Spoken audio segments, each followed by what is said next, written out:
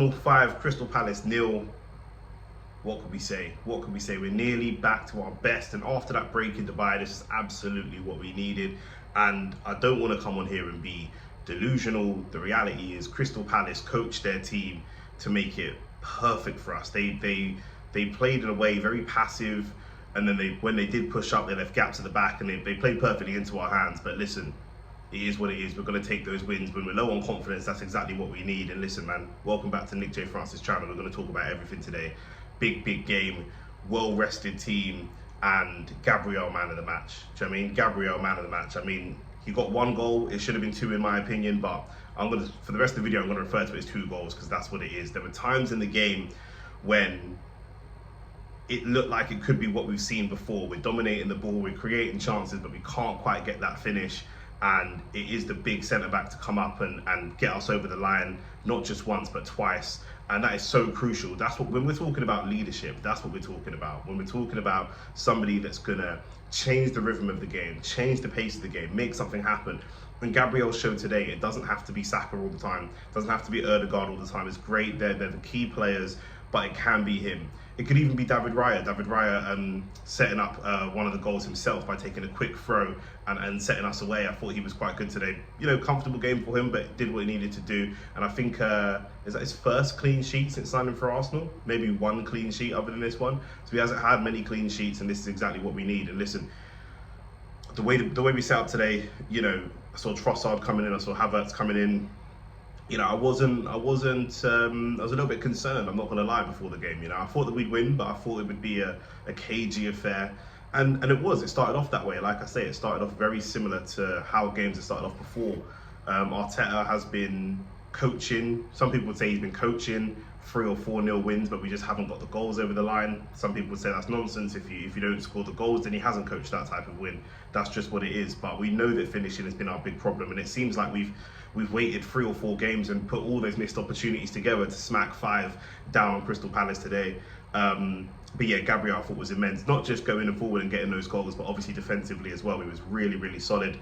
Ben White I thought was really solid as well today. Played a few really good attacking passes. That's part of his game which had kind of gone by the wayside. It looked like he was playing under some sort of injury for the last few weeks, or it looked like he was playing a little bit within himself in the last few weeks. I don't know all the details of why that is, but I think that he's a fantastic right back. I really do. When he's on his best form and going forwards, he's not super physical like a Tomiyasu or like a Reece James or a Kyle Walker, but he's a good passing player. His passing, I think, is really underrated. His crossing is pretty good when he crosses from deep, and being able to cut the lines of his passes. And over the last few weeks, we haven't seen it. Today, we saw it again.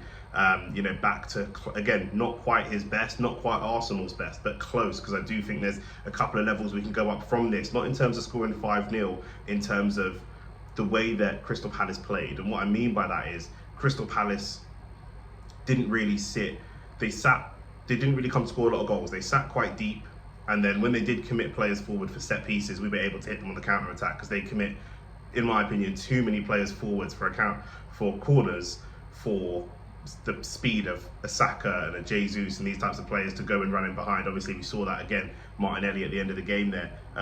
But yeah, really happy with what I saw today. Like I say, cagey moments, but Gabriel was able to sort of just set us away, really. I think Trossard has deserved his goals. He had a couple of shots early where kind of fluffed his lines a little bit, and that was a little bit surprising for me, because I've said so many times, if there's one player that you want the ball falling to at Arsenal Football Club for a strike, it's probably Leandro Trossard. He's consistently one of the best strikers of the ball at our club. A couple of times the ball fell to him and I felt, yeah, this is going to happen. Didn't quite happen.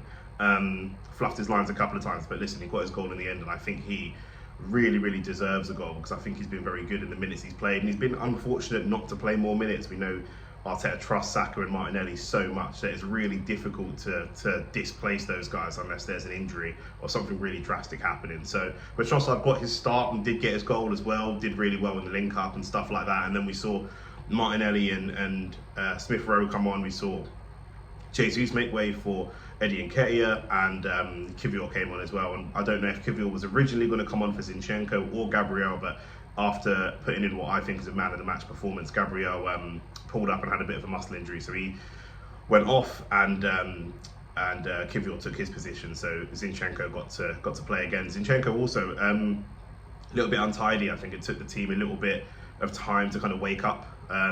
We don't have the best track record for Saturday morning, Saturday afternoon early kickoffs. So it took a little bit of time to really wake up. I think his passing early was not great, and I thought, could this be another one of those dodgy days for Zinchenko? But listen, in the end, it was a really good performance from everyone, and I think, again, when I say Crystal Palace set up in a way that benefited us, what I mean by that is players like Zinchenko, players like Kai Havertz, even coming off the bench, players like Nketiah, they've got quite a bit of time on the ball. They're not pressing us really aggressively, they're just sitting off. And these players are talented players, yes, even Nketiah and Kai Havertz are talented players that when they're given time and space, they can be effective. Now, the big question is going to be, can those players, Zinchenko, Kai Havertz, Nketiah less so, he didn't play as many minutes, but Zinchenko and Kai Havertz that started and played the full 90, can these players go and replicate this type of football? Havertz didn't play the full 90, but you know what I mean, these starters, can they go and replicate that type of football against a team that's a little bit more aggressive? That's where we struggled against a Fulham. That's where we've struggled against, obviously, big clubs, your Liverpools and Man Cities that are going to come and try and rip the ball off you. We did really well against Manchester United because they did a similar thing. They sat off. Once we've got time and space, we have the talent in the team to really carve teams open. But the next evolution for us has to be playing that football, but at a slightly higher pace. And that's why I'm saying really good performance today, and an 8 out of 10 performance today, but not a 9 or a 10, just because I guess you could say it's a 9 or a 10 on the day. But we need to see these types of performances against slightly higher level opposition before we can start looking at ourselves and getting the title races back on. We're 2 points behind Liverpool now, and that's really, really good. But Liverpool have a game in hand. Man City have a game in hand. We're in a really good place. I would much rather us be chasing these guys than trying to run away from these guys, which I know sounds a little bit silly because points on the board and all the rest of it, but I just think that this team has shown that they can't really deal with that type of pressure. So, and then Martinelli comes off the bench. He gets 2 identical goals. One of them set up by Eddie Nketiah as well. Really, really good pass to break the lines. And I think that was one of the key differences that I saw today. The passing ability that we had across the team to break through the lines, the defensive lines. That's what we've been lacking. Those penetration passes. Now, again, Crystal Palace played in a way where there was a space in between them. They didn't sit in a super, super low block right next to the keeper with 2 or 3 defensive mids in front of them. They tried to play a little bit of football, and that allowed us the space. And they don't really have the talent like other teams do. So we know what it is. We're not going to get carried away and run away with this, but you can only beat what's in front of you. And based on what was in front of us today, I think we did exceptionally well. I thought Saka was unfortunate not to get a goal. His shooting boots weren't quite there today, but in terms of his movement, his passing and moving, his link-up play, I thought was really good. Playing the ball into dangerous areas. I thought Jesus, similarly, link-up play was really good, but those two do need to find their shooting boots. But to have Odegaard as well, you can see Odegaard really wants a goal. He really needs a goal for his confidence. On the edge of the box, he's just trying to force it a little bit, and I totally understand why. But, those 3, listen, I'm confident their goals will come. Martinelli coming off the bench, 2 goals with it. I think come off the bench like 10, 15 minutes to go. I think, what time did he score in? Yeah, he scored in 94 and 95, identical goals as well. Unbelievable. And there was a time, like I say early on, when I thought, although we're a goal up or although we're 2 goals up, we hadn't scored from a set piece. We scored from 2 set pieces. We hadn't scored from set play. And going into the second half, that was my concern. Okay, we're playing really well. We're going to have all this XG, but we haven't scored from open play still. That's going to be the narrative. And then, Trossard unlocks it. Martinelli comes off the bench and everything changes. And it's crucial. It's so, so crucial for that, because I think players like Trossard putting in good performances, players like Reiss Nelson, if he can do the same type of thing, putting in good performances, that allows Arteta to be more tactically flexible. If there's more players in the squad that he trusts, we're going to have to use the whole squad. I don't know about transfer windows and what's going to happen in this January transfer window. All I know about is today and what we did on the pitch. Now, we were the heavy favourites going into this game, but we've been heavy favourites before and drawn games, or, God forbid, we've lost games as well. So for us to go in and win 5-0, listen, I'll take that. I'll take that all day at home, early kickoff, build momentum and try and put pressure. We know that, City and Liverpool have really, really good mentalities, really, really unbelievable coaches, 2 of the best coaches in the world. But if we can put as much pressure on these guys as possible, give them something to think about, and if they drop any points, be in the right position to capitalise. We now just have really the Champions League and the league to focus on. So we shouldn't have too many games compared to, some of the other teams that are in 3, 4, 5 competitions. So we need to use that to our advantage. Use the squad. We need to be looking for a number 8.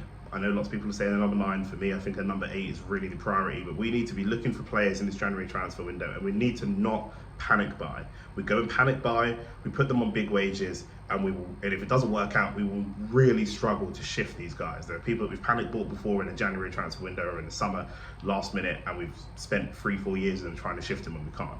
So we just need to hold our nerve, trust the players that we have, and only buy players if it's the right player. You know, that we have a really set system here, and we can't, at a crucial time like now, we can't bring players in that are going to disrupt the system and disrupt the dressing room. We can't have that. So we've got to be really sensible and find the right profile of player. But in terms of today, like I said, Gabriel, man of the match. Arteta, well done to you, mate. Took him off to Dubai, got him a good training camp in.